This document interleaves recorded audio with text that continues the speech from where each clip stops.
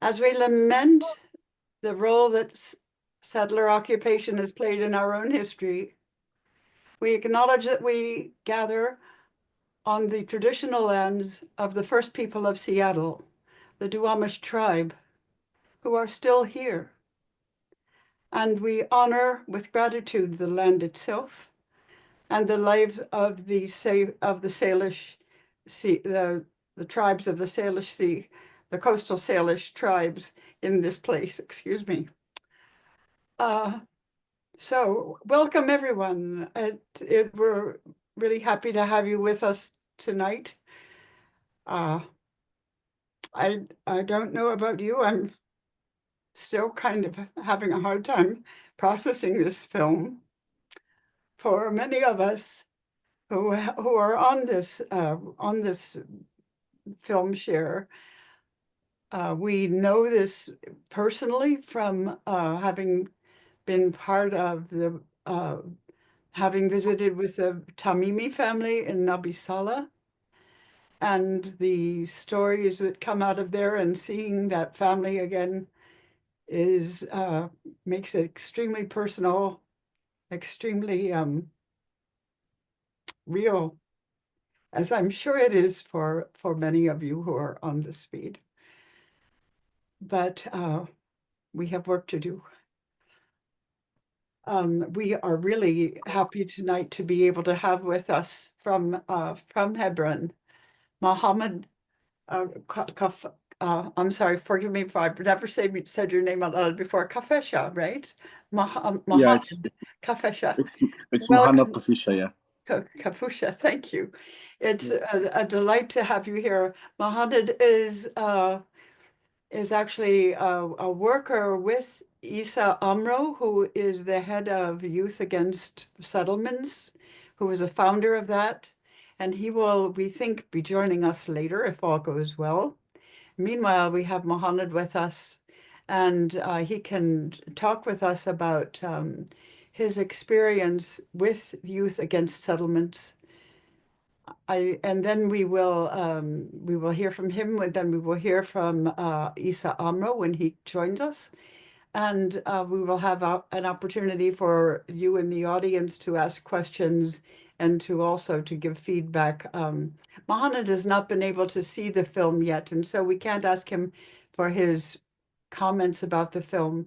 I hope that those of you in the audience will be able to reflect on the film and talk about how it has left you feeling, about how it moves you, and particularly in terms of our involvement in that occupation and this time in our own country where things are in such radical change for us, and our own situation is changing, and what that means for us to think about at this time.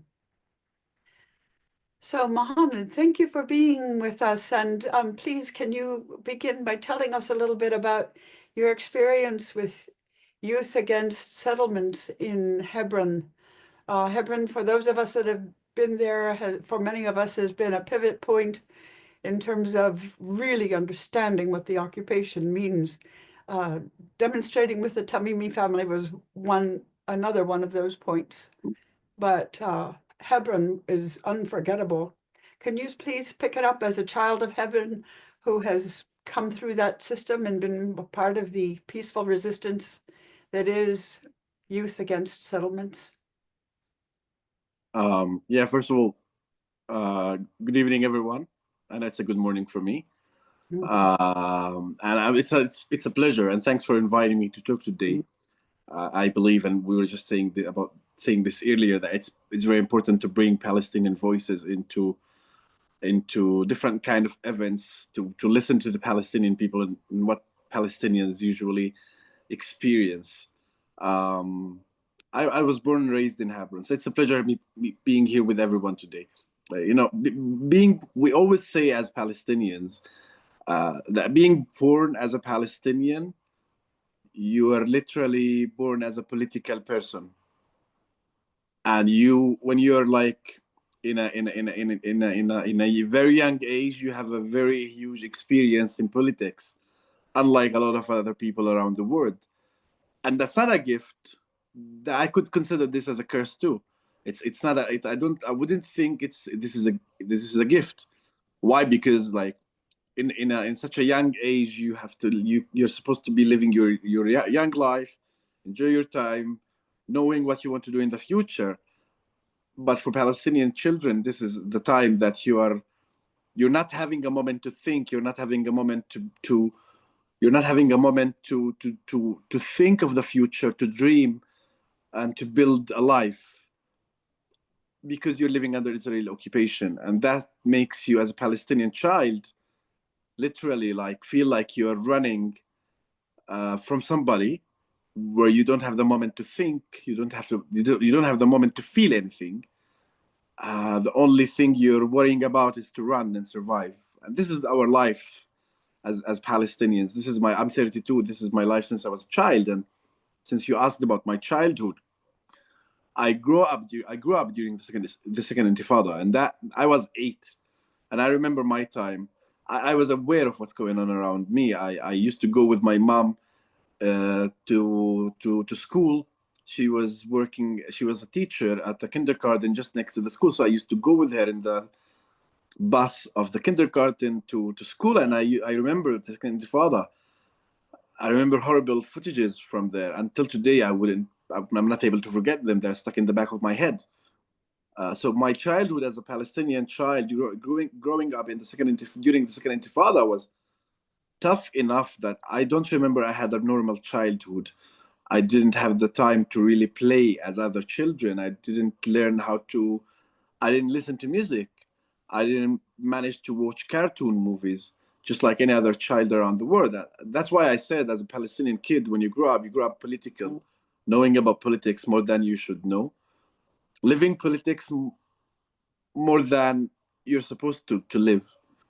And that shaped my childhood, shaped my life, and my current life I'm living as a Palestinian political activist based in Hebron. And that played a huge role in what I'm doing today. Because I remember all these horrible footages from the Second Intifada that I had to see all these, I had to hear all these shootings. I had to see all these soldiers entering my house, being around my house, curfew where we were not allowed to go out to play. Uh, all of these horrible things, seeing the Israeli choppers bombing people's homes while I was hiding next to our garden's wall, being scared and panicking as an 8-year-old Palestinian child. And luckily, my mom also helped us a lot, because she knew how to deal with children, because she worked with children. But you can imagine how is it for a lot of other Palestinian children that their moms didn't know how to deal with the situation, didn't know how to protect them, or to like create this safe environment for them at home, because they just didn't know how to do it. They were not experienced on how to deal with children in this kind of moments, because they were not trained to do it. And for me, I remember also playing, like, grabbing the ball, just going 10 meters out of the house to the street, playing football with other kids, and then we have to run, hide when an Israeli military tank passes through our neighborhood, which is, by the way, based next to an Israeli settlement. My personal house is only 500 meters from the Israeli settlement. So every time the army goes out of the settlement to the city with their jeeps or tanks, we had to hide behind the walls so we don't get attacked by the soldiers, because it was a curfew, so we were not allowed to be in the street. While Israeli children, the settlers' kids, were freely playing wherever they wanted inside of the settlement, and they didn't have to worry about the army beating them up. And I grew up a little bit, and I went to school, and then I went to university. I studied journalism, and I studied journalism because my uncle was a journalist. So I remember when we ever met, he always used to show me the photos he takes in Jerusalem of Second Intifada time, different kind of footages from Jenin camp during the siege on Jenin camp in 2002. And that made me want to become a journalist so I can tell the story of my people. And then when I went to university, and then I managed to meet the guys of Youth Against Settlements, because they're basically live like be like they're literally existing not far from my house. So I learned English on my own. I taught myself English, and I wanted to be involved in telling the story. And then I managed to know Youth Against Settlements group, and I wanted to join. I wanted to join something non-violent because I've experienced enough violence in my childhood. I've seen so much violence in my childhood that I don't want to see anymore. And I wanted to experience or work in non-violence because violence was a big part of my childhood that I didn't want it to be part of my also adulthood anymore. And this was the reason. These were the reasons I joined Youth Against Settlements. And when I was introduced to the group, and by time I learned more things about the situation here. Part of it is my life. Other part is also history. I literally managed to become part of the Youth Against Settlements uh, group, which does nonviolence, which is based in Tel Rumeda, and Tel Rumeda is people who were in Hebron know H2 area and know it's completely under Israeli army control. I'm now at the association house, and there is 10 meters away from me. There is an Israeli soldier. They kept me up. They kept me up all night because they were talking. So there is a soldier guarding the settlement in the back of the house, guarding settlers from us. That's what they say. But they are there to protect the settlers when they attack us, to provide protection for settlers, not for us as Palestinians. So they kept talking until 4 in the morning. I couldn't sleep. And I can't complain about them because I don't have the right to. Why? Because as a Palestinian, for them, I'm nothing. I'm not a human.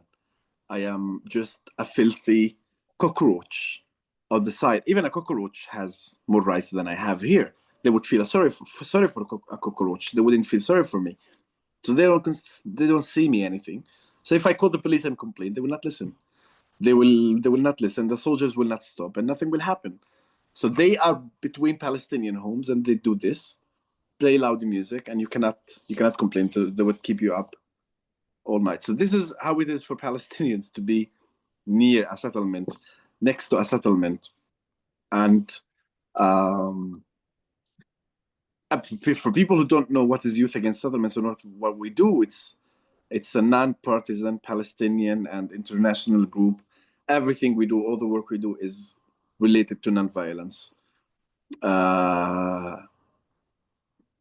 One of the most important things we do here is to strengthen the presence of the Palestinian families in the restricted part of H2.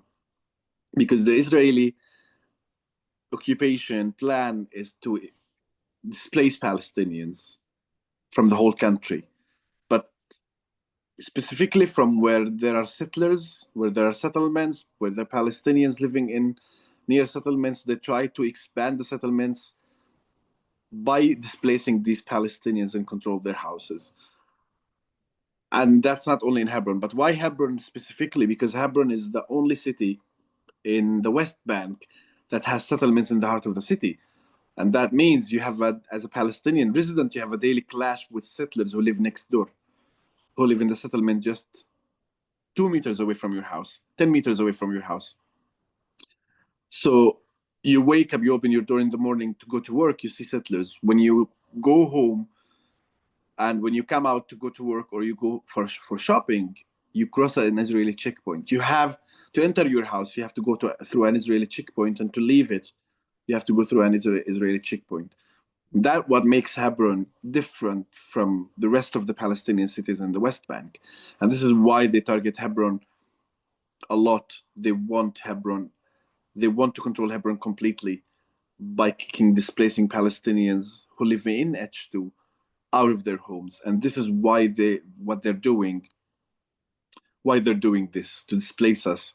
So one of the main things we do as Palestinians here in Youth Against Settlements is to strengthen the presence of the Palestinian families in their homes. And how do we do this? Is by supporting them.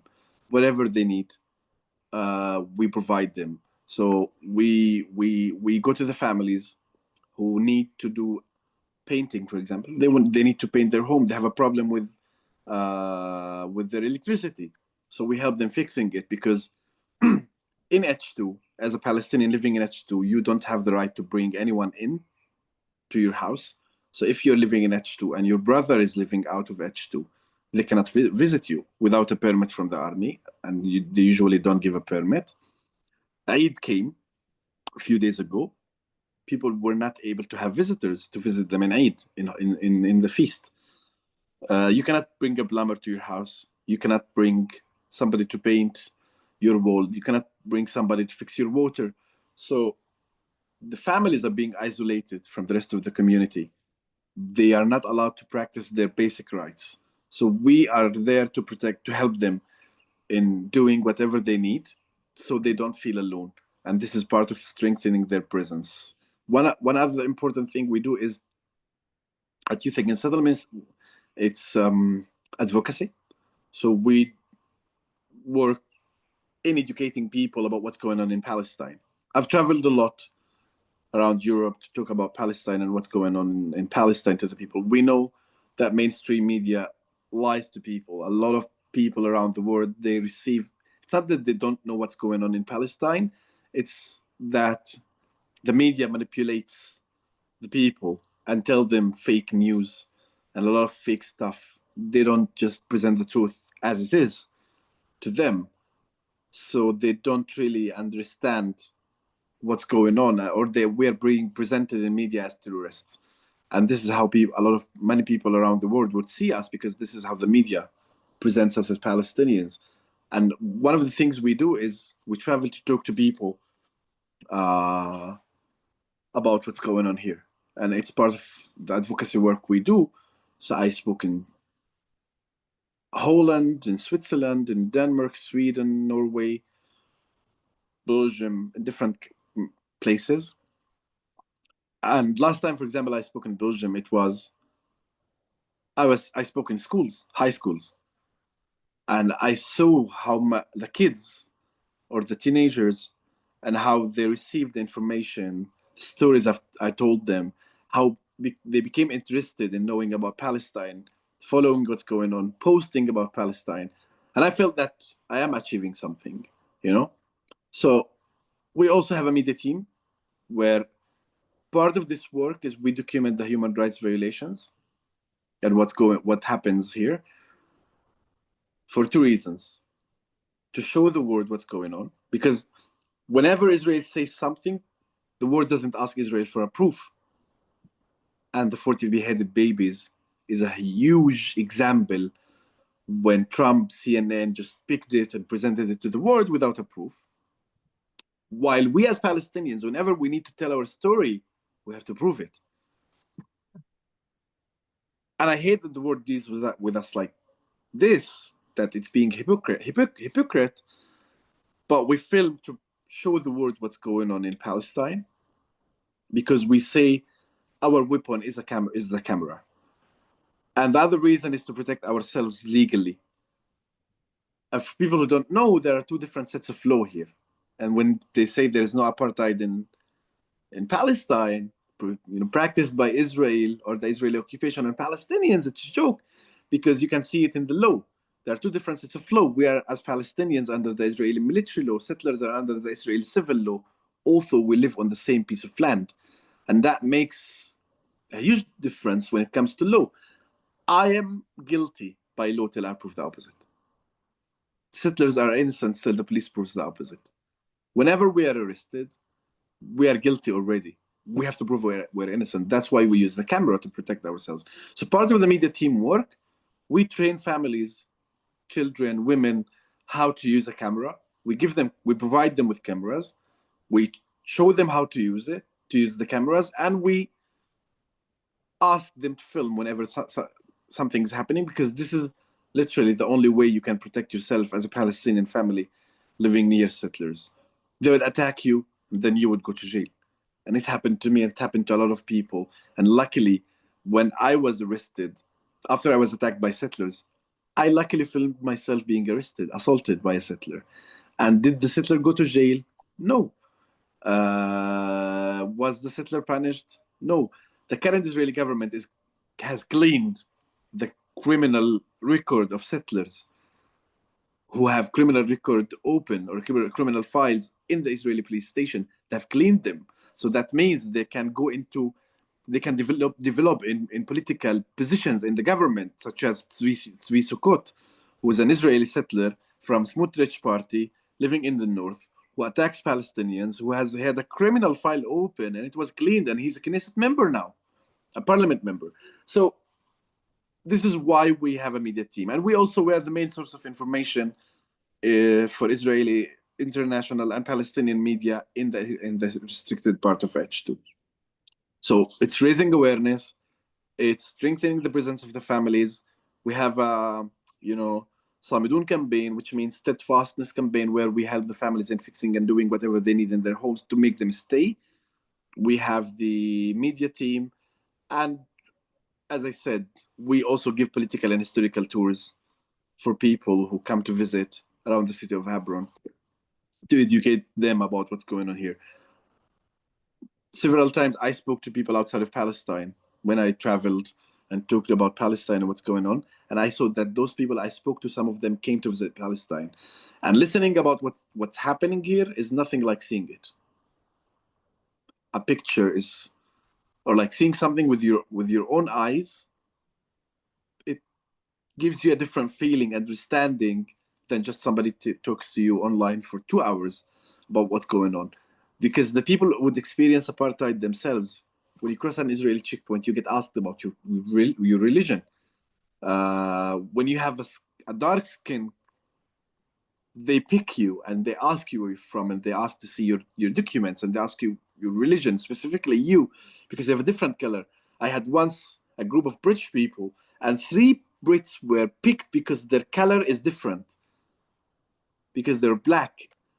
And they were asked specifically about their names, where they originally come from, and what's their religion, then prevented from entering, the area where Palestinians cannot be, because the soldiers suspected that they were Muslims, or that they're not Christian, and they're not Jews. So based on your religion, they decide where you walk. So this is why we do the tours, to show the people how the Palestinians live, the day-by-day experience the Palestinians go through. We bring people to live this experience so they know what's going on to the Palestinians in the area. And part of our work we also do is we, let's say, create the peace resistance among the young Palestinians. And how do we do this, and how to develop it? And we go to universities, we speak at schools, we speak at universities. It's also like we are part of a Palestinian community where you talk to your friends, your family, your people. But I would say that the Palestinian people themselves, if you look at the Palestinian community, it's not a violent community, first of all. The majority of Palestinians are not involved politically, let's say, in any political party. They're not active. They understand politics. They realize what's going on around them, everything, but they're not involved in politically. The majority of Palestinians, and the Palestinian community is not a violent community. So non-violence for the Palestinian people is something that they have experienced their whole life, let's say, or practiced. A lot of Palestinians practice non-violence their whole life. We have a very successful experience with non-violence ourselves as a group, and this is where we start from. When we talk to other people, we tell them what we have achieved with non-violence. We tell them about how we kept this house from being stolen by the Israeli settlers with non-violence. And we, as an activist educating other Palestinians about non-violence, you have a whole machine of the Israeli occupation that pushes it back to turn Palestinians into violent people. The occupation does its best to turn Palestinians into violent people. When it comes to power, it's not two equal powers. And the world makes a mistake always when they see that the 2 nations are just 2 nations that are fighting, 2 countries that are fighting. They don't see it as it's an occupation, an occupied people, and that the occupied people have the right of protection that should be provided to them by the whole world. Like what's going on in Gaza now. The world is just so silent in a really shameful way. Does nothing to protect children who are being cut into pieces. So this is the world needs to start seeing us as that we are victims, that we are occupied people, and the Israeli occupation is an occupation entity, and it's a criminal entity that needs to be stopped. They need to put a stop line for their crimes that they do in Palestine. And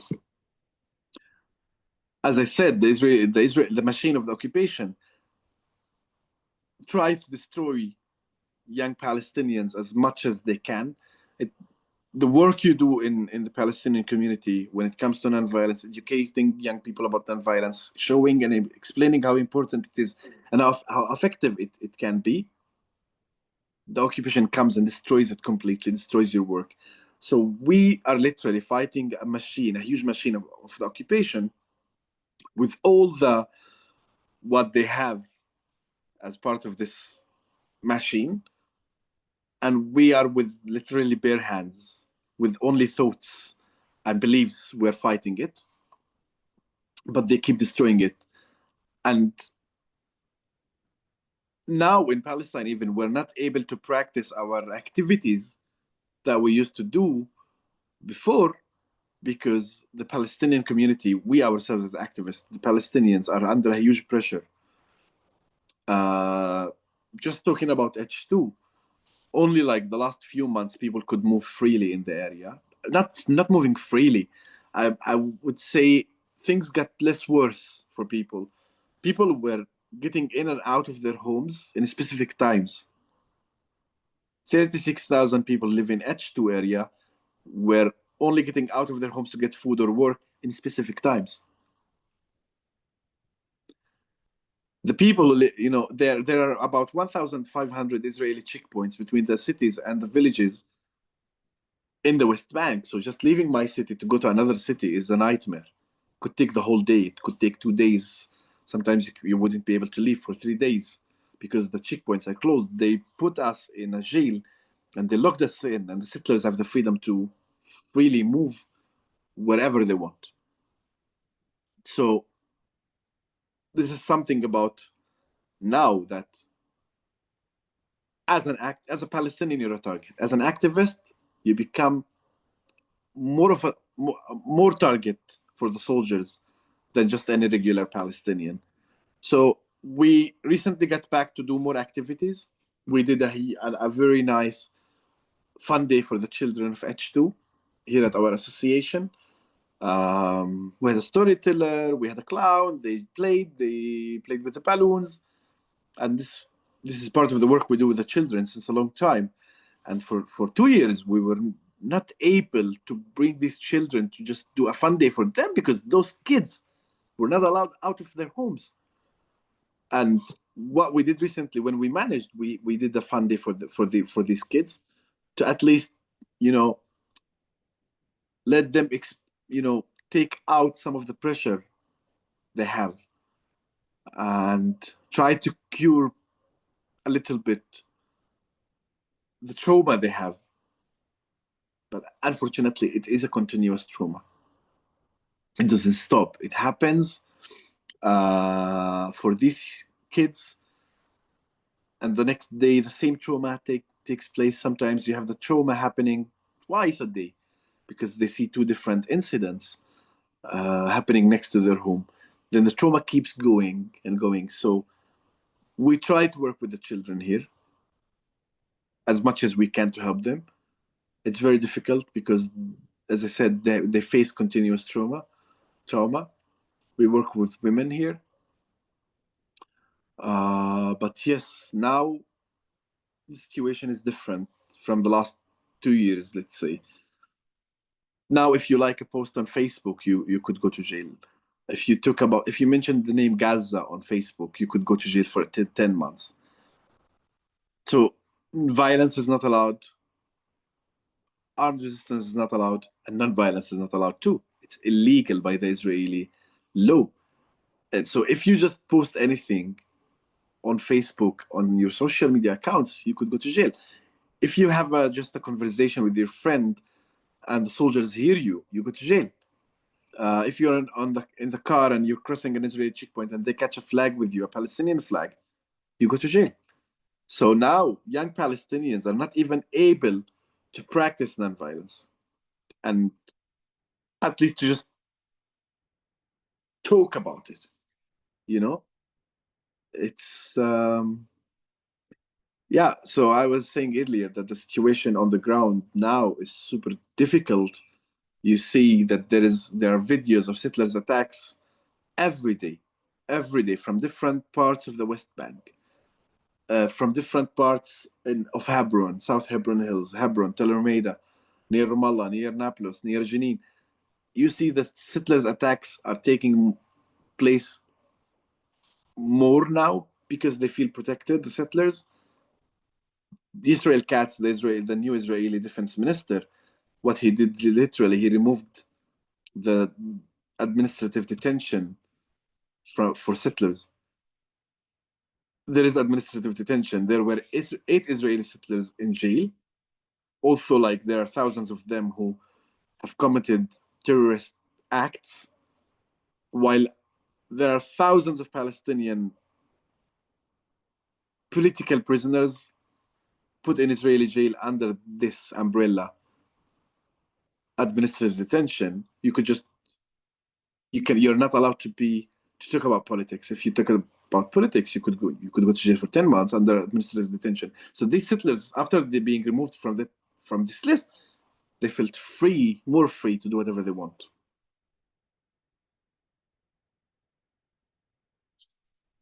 You're muted.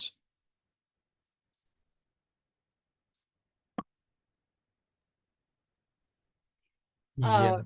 We barely, I mean, we barely have anything like you do, although we have had people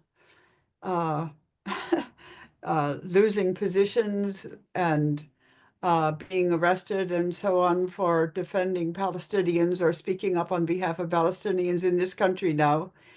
But I just wonder if there is someone in the audience that would like to raise a burning question for Mohanad at this point. David, I see your hand up. Yeah, I just wanted to say, Mohanad, though you didn't watch the film that we all just finished watching, Yeah, you have touched on yeah, uh, every scene in that film, and you've used the phrases and the words and the topics and themes that they mentioned directly. So your everything you said is an echo of the film we just saw, and your experience just confirms the documentary itself. yeah, especially the point about trauma. One of the big points the film makes is the impact of never-ending trauma. Please, if you have a question, would you raise your hand and Richard will Yeah, catch. sorry for interrupting. I believe that every Palestinian is traumatized. Every Palestinian. You grow up with a trauma and it stays there. And they work to make, they create trauma. They know what they're doing. The problem is that they know what they're doing. They intend to do it. And then they pretend that they're not doing it. But they work to create the trauma. There is this funeral of a settler from the north of the West Bank. He lives in a settlement near Nablus, who went to the army specifically to kill Palestinian women and children and elders, specifically. And it's not me who said this. It's his brother in his funeral. He said, he said exactly, you went there to burn the houses of people, kill children and women. It's his brother. And he came back dead. But the crimes he did there for Palestinians, and it's all supported by this media, unfortunately. The media in Israel, it works to completely brainwash people every single minute.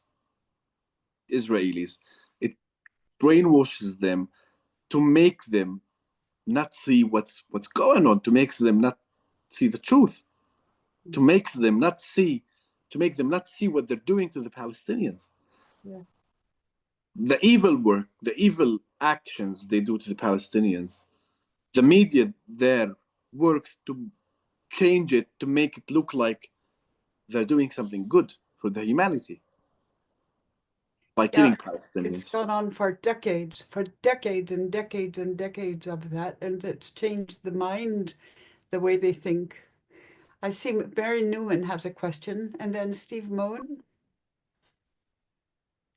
Mary, you need to unmute. You mentioned that you have to be very careful not to use a word which will touch off a raid or get you arrested, such as mentioning Gaza in a Facebook post. Some of us have communications with, are trying to maintain communications with people in Ramallah and the Jenin area and around Hebron. And we have been using, I avoid Facebook, but we've been using Messenger and WhatsApp. But I'm wondering, to what extent are we endangering the idea to communicate is to keep hope alive and let people know that we know about them and care about them, in an effort to try to build a sense of solidarity and support. But to what extent is this a problem, and are we creating a problem for the people on your end? No, it's the complete opposite. I do believe that one of the main things the Israeli occupation does is try to intimidate people and isolate Palestinians, intimidate people who live out of Palestine from reaching out to Palestinians, knowing how they are, talking to them, making feel that they're not alone. And it's part of isolating us as Palestinians from the rest of the world. And I don't think it would endanger people when you get in touch with them, talk to them, ask them about how they feel. At the end of the day, they cannot put all Palestinians in jail. We are already in a jail. And one of the main things we have to do as Palestinians is to break the fear. We should not be scared of the occupation. We should fight it back. And as I said, they try to make us afraid. They have this expression in Hebrew called Aravi Tov, and it means a good Arab. You know who's a good Arab for them? A good Arab is the one who minds his own business, doesn't talk about politics, doesn't criticize Israeli crimes. A good Arab is the one who accepts the occupation. A good Arab is the one who isolates himself from the surrounding Palestinian or Arab community around him, from the world. This is a term in Hebrew. They call us this. And I don't want to be a good Arab. If this is the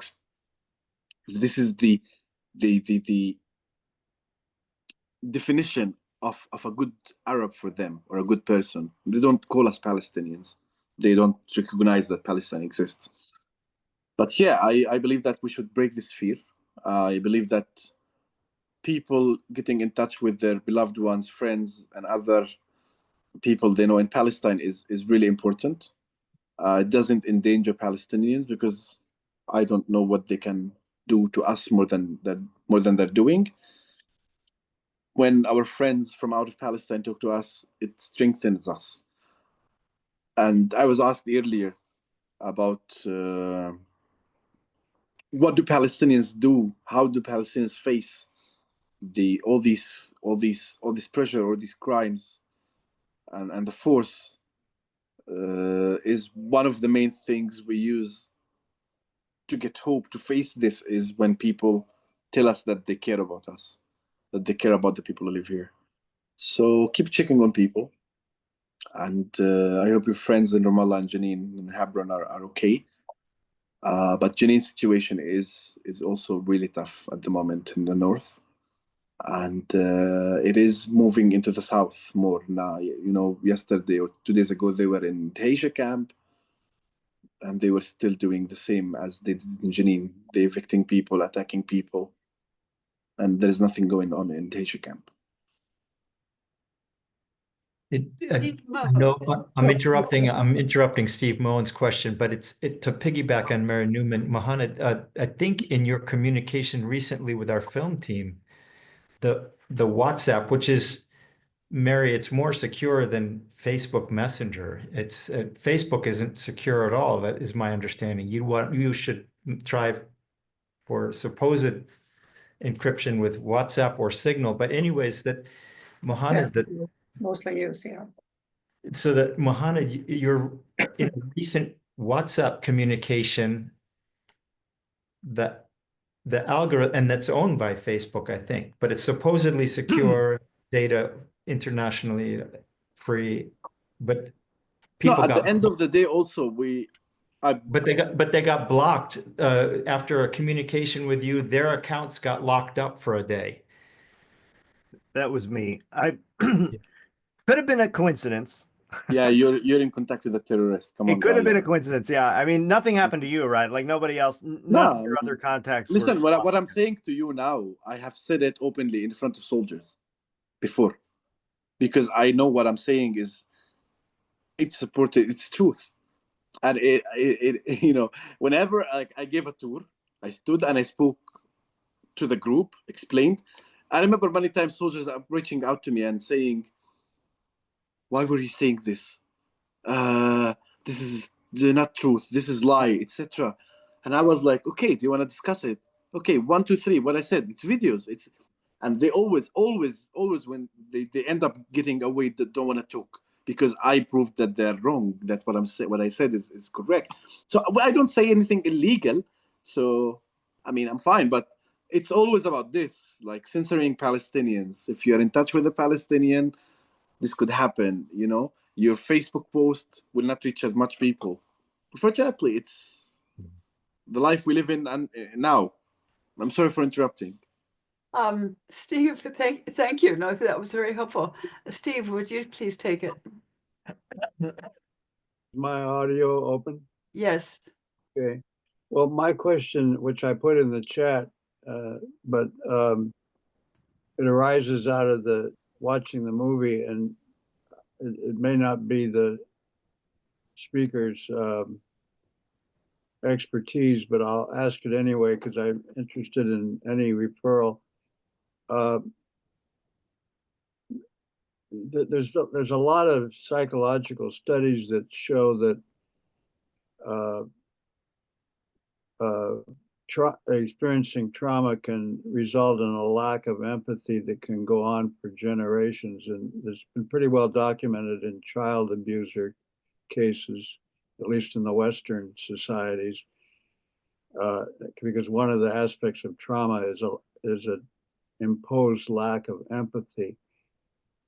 My question is, have there been any studies of particularly European Jews who have suffered either anti-Semitism or the Holocaust experience in their families, or maybe they survived the camps, that studied that question? Because to me, it's so curious as to how insensitive these young IDF soldiers seem to be able to be in behaving in a way that is so inconsistent with the values of most progressive societies. I'm wondering if there's something going on in the psychological DNA that's still going back for hundreds of years that can still determine some of the behavior of the settler colonials and the people that are contributing to the impasse in modern day Israel. I hope it's not too abstract a question. No. Listen, whenever you want to commit a genocide, before you commit the genocide, you do dehumanize people. For so many years, the Israeli occupation dehumanized the Palestinians in the eyes of the Israelis, in the media, everywhere, in front of the world, dehumanized the Palestinians. Before they start bombing Gaza, they called gallant called the Israeli ex-defense minister, called the Palestinians human animals. No more, no, he said, no more water, no electricity, no food to Gaza. Dehumanizing Palestinians. And this is one of the main things that they do every day in Israeli media. The Israeli army does to the Palestinians is to dehumanize Palestinians. And if you look at every genocide that have been committed in history, you see that the people who suffered from this genocide were dehumanized by the oppressor who ethnically cleansed them, killed them, and destroyed their lives. I don't know if I can answer your question specifically, but with my answer. But also in Israel, if you talk to Israelis, if you come here, you see how the Israeli occupation uses history of, you know, what Jews suffered from in history to intimidate Jews now, or Israelis now, Jewish Israelis, to make them look at the Palestinians this way. Yes. They always come to tell them the Palestinians will kill all of you. The Palestinians want to throw you into the sea. The Palestinians want to do this. And they use what happened to Jews in history to intimidate them now, so they hate the Palestinians. And this is one of the main things they do in Israel. One of the main things you would see that every day is being mentioned on media, scaring Israelis, intimidating them, making them feel that the only way to survive is by ethnically cleansing Palestinians. And they consider the presence of Palestinians as a threat to their existence, as not only as Israel, also as Jewish people. And this is what their media does, unfortunately. And this is how they present the Palestinians. Yes, I think that's really true. The stories we tell each other day in and day out and day in and day out really shape the way we think. I believe that I have seen that Issa Amro has joined us. And Richard, would you just verify that? No, he was, but now he's gone. So he might have connection might have failed. So I'm trying to get him to come back. Oh, all right. In the meantime, Lynn Siegel Yeah. is has got her patient. Yeah. When Muhammad was talking, it occurred to me, what do the Palestinian Israelis, how are they perceived with regards to the Palestinians being compliant? Like a good Palestinian is one that's compliant when you were talking about that. So what about the Palestinian Israelis? Because they've been compliant by staying there. But on the other hand, you know, they're caught between a rock and a hard place, because if they left, they couldn't have come back. So do you have May you repeat your question? I didn't get the question. Palestinian Israelis? Yeah. Okay. You were talking about how Arabs are Palestinians. A good Arab is one that doesn't complain and that just is compliant. So it brought up to my mind Palestinian Israelis and how they would feel, particularly since October 7th, but just since 1948. One of the things the world doesn't, even Arabs wouldn't understand. And when I mean Arabs, I would say Egyptians, Jordanians. I believe that a lot of people, not a lot, the majority of people wouldn't understand how a Palestinian who lives in Haifa or Jaffa feels. Those people have faced, those Palestinians have faced, I like to call them Palestinians, not Arab Israelis. Yes, They have me too. faced Yeah. a really, really long time, and a long, they have faced this culture conflict for so long, especially the ones who were born in second or third generation, going to an Israeli school, learning Hebrew before your mother tongue, and considering Hebrew, at your school as your mother tongue, not Arabic. Also, Arabic is your mother tongue. Studying in Hebrew, going to school in Israel, learning Israeli books from an Israeli point of view, etc. But I say that in 2021, there was we had. I mean, this is one of the rare times in my 32-year-old life. I saw all Palestinians everywhere as one.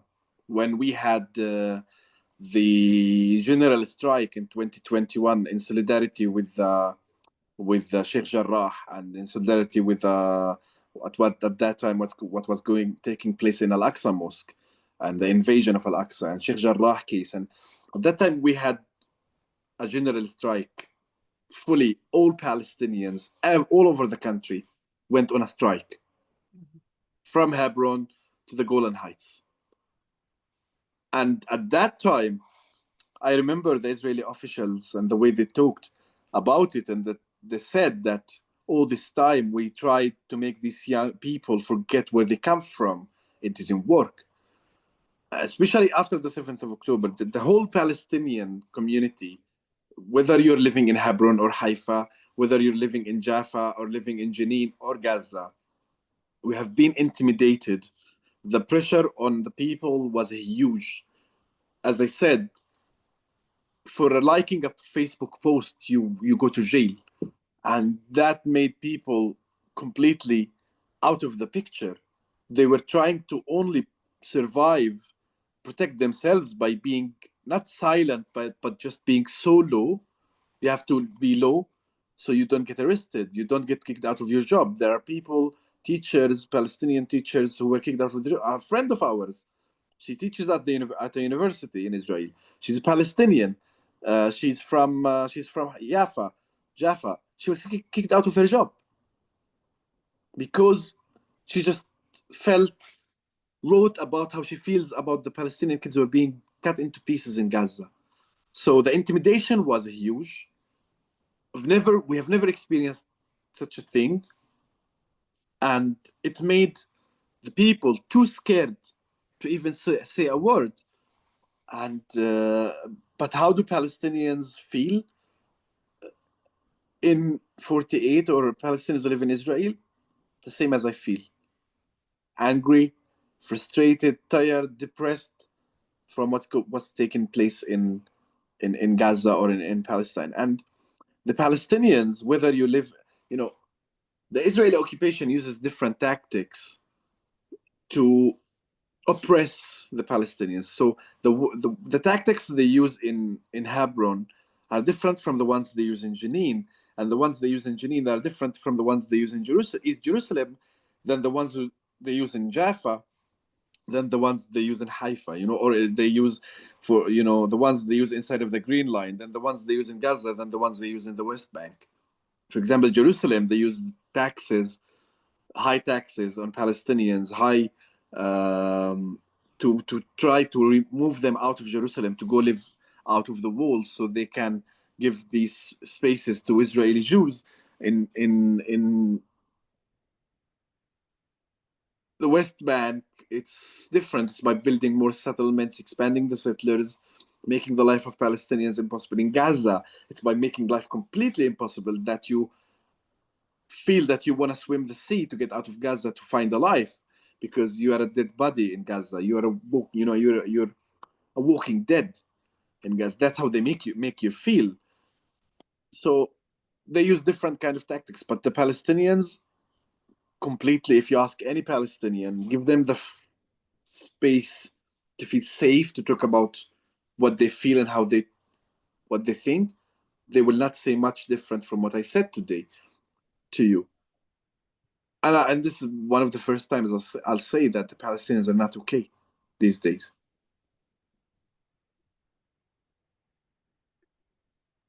Okay. Well, Hank Landau's had his hand up for a while.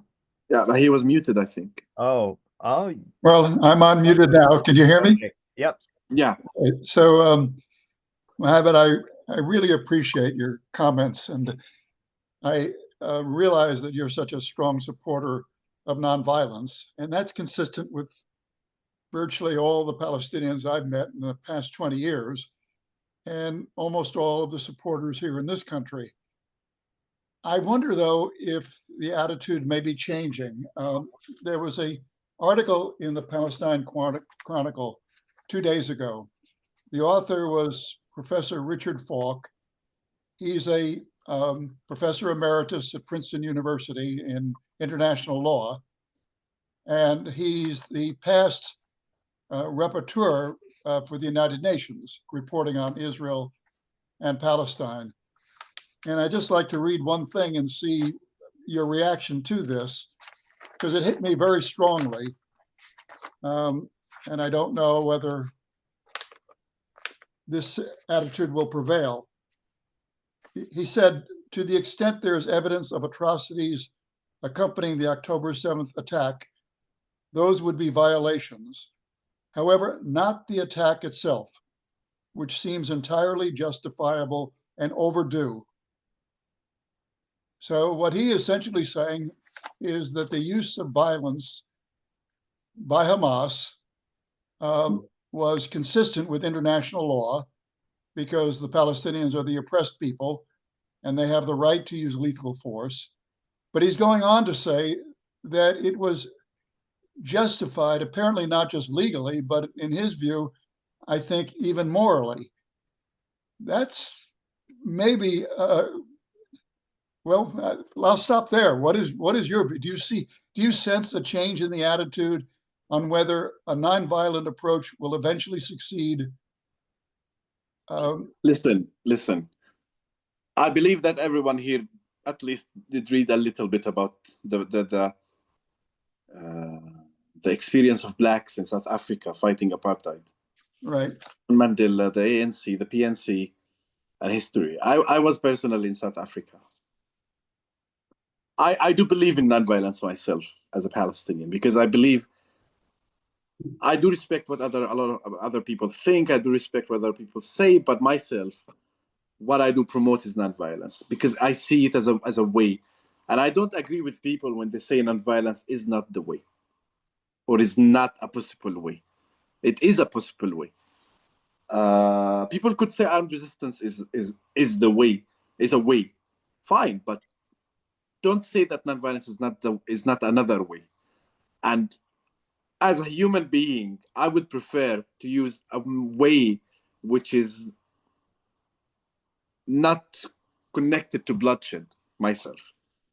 Yeah. And because humanity is a precious thing.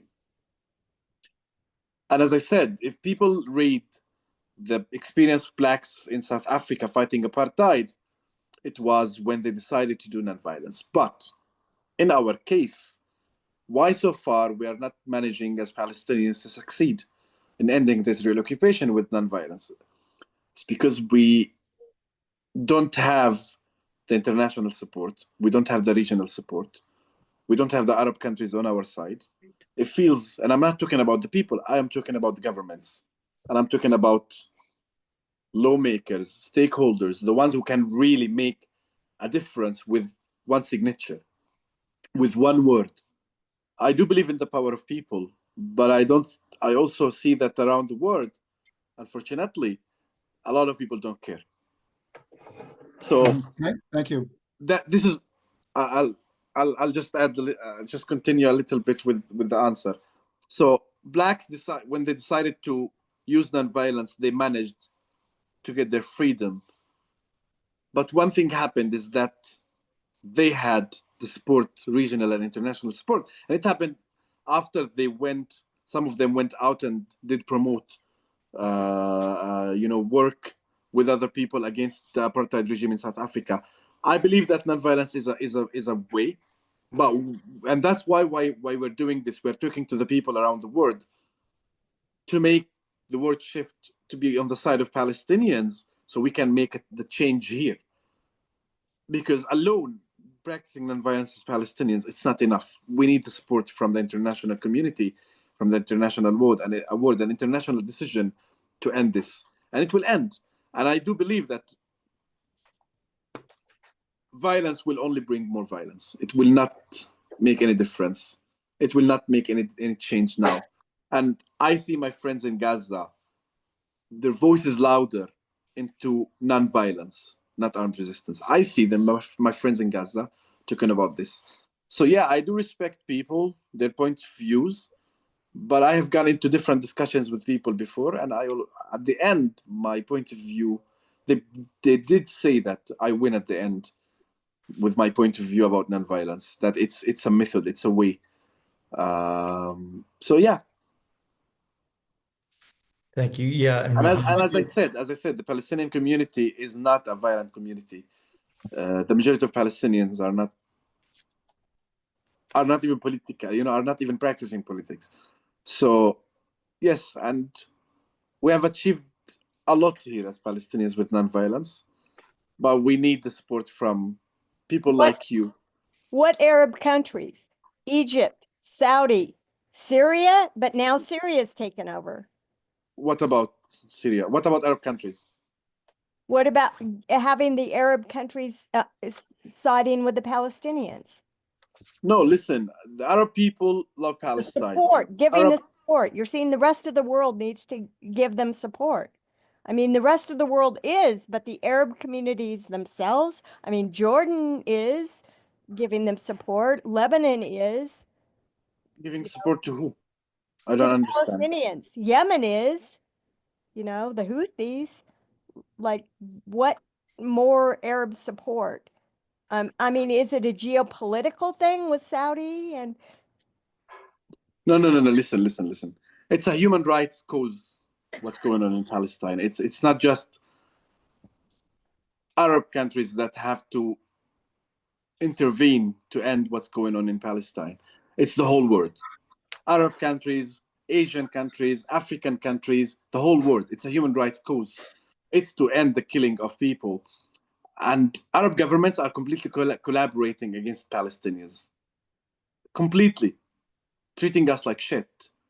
Do you know that a lot of the Arab leaders have asked Israel to bomb Gaza completely, end it completely? Do you know this or not? Yeah. And the Arab leaders did.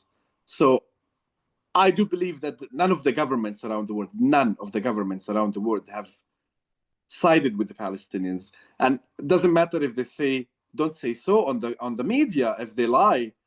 No, well, like when you look at their actual actions, they haven't. They have collaborated with the killing of the children in Gaza, whether it's US, Europe, other Arab countries. Arab people love Palestine. Many people around the world love Palestine.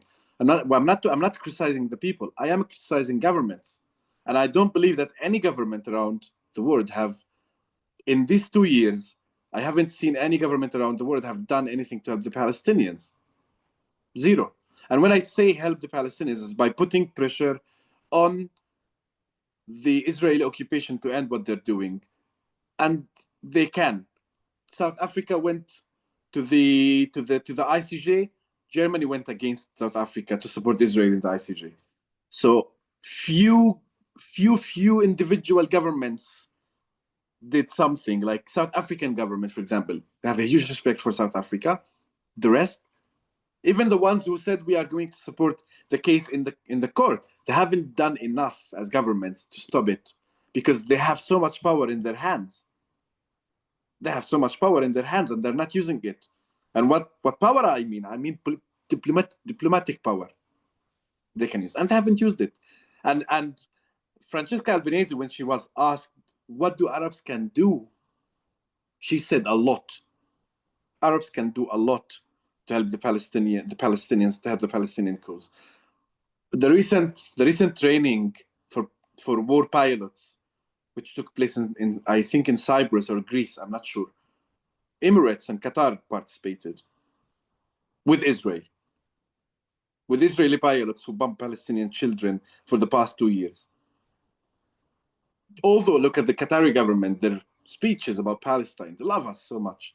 They still send their pilots, war pilots, to participate with Israeli war pilots who kill Palestinian children for the past 2 years. What kind of stand do they have? It's hypocrisy. And I would say majority, I don't want to say all, because I don't want to include the South African government, for example, of the governments around the world, they have been hypocrite when it comes to Palestine. Mohamed, are you still leading tours Yes. even now? In the past 2 years, we had really, really little number of tours. But we do have delegations coming to our association. We talk to them, but it's much, much, much less than before the genocidal war started. Is it crazy to try and visit now? It's possible.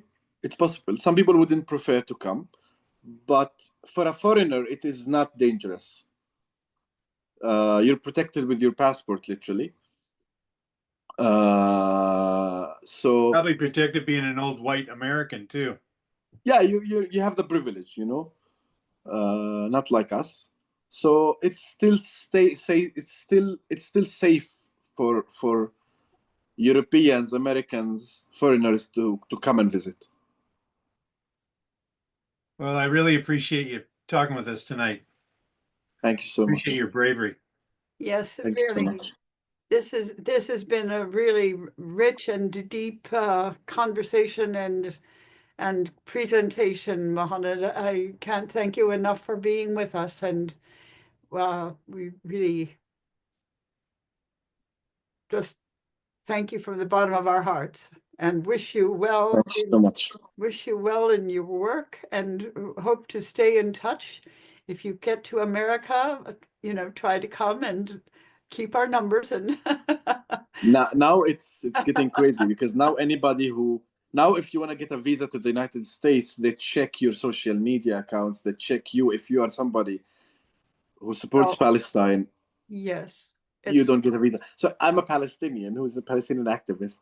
If I Yeah. apply for a visa, I don't know if it's possible to even get it to yeah. the US. Unfortunately, but absolutely anytime Yeah, I'm in the good. US, it's a pleasure to meet everyone here. Thank you so much for being with us. Everyone else, It's a pleasure. please try to join us for our next film, which is next Thursday. The film is called Lid. It's about the old city of Lod, which is in a way the story of Palestine. And for our guests, we have two Palestinian Americans. One of them, both of them activists and living in the Northwest here. And so Sabrine O'Day and Maher, and who I don't have his last name yet, but Maher also is, his family is rooted in Lid, and they will be with us, and we'll be talking about what they do on the ground here to work with Palestinians and Palestinian Americans in terms of community and human rights and one thing and another like that. And so that will bring us up to date locally as well as take us back through a bit of the history. Again, thank you all for being with us, and Mohamed especially, thank you for being with us. Thank you. Mohamed, thank you. Thank you so much. Have a good night. This has been great. Thank you. Yes. Yeah. Good day to you. Bye-bye. Thank you so much. Bye-bye. Pleasure meeting everyone. Bye-bye.